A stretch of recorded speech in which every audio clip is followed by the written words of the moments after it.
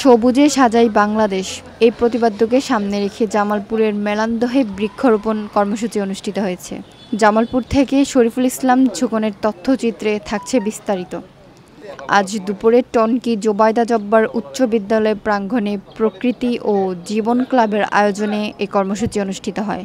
অনুষ্ঠানে উপস্থিত ছিলেন জেলা শিক্ষা অফিসার শামসুল আলম, মেলান্দহ উপজেলার নির্বাহী কর্মকর্তা এস.এম. আলমগীর, জামালপুর প্রেস ক্লাবের সভাপতি হাফিজ রায়হান সাদা, মেলান্দহ থানার ভারপ্রাপ্ত কর্মকর্তা শফিকুল ইসলাম সম্রাট, সাংবাদিক জাহাঙ্গীর সেলিম, সাংবাদিক বজলুর রহমান, সাংবাদিক সাজ্জাদ আনসারি, বিদ্যালয় পরিচালনা পর্ষদের সভাপতি মোহাম্মদ খন্দকার আবুল হাশেম, প্রধান শিক্ষক Golam Motiur Rahman, Banglalink marketing development officer Abdullah Al Mamun, manager Shahriar Kabir সহ স্থানীয় বিশিষ্টজনেরা। এবং জীব বৈচিত্র্য সংরক্ষণের জন্য বৃক্ষরোপণের কোনো বিকল্প নেই। আমি মনে করি বাংলাদেশের প্রতিটি উপজেলার প্রতিটি আনাচে কানাচে প্রকৃতি জীবন ফাউন্ডেশনের কার্যক্রম ছড়িয়ে পড়বে। বিদ্যালয়ে আমরা বৃক্ষরোপণ এবং বৃক্ষ চারা বিতরণ অনুষ্ঠান সফলভাবে সম্পন্ন করেছি। কর্মসূচির অংশ হিসেবে উপজেলার বিভিন্ন স্কুল ও কলেজের শিক্ষার্থীদের হাতে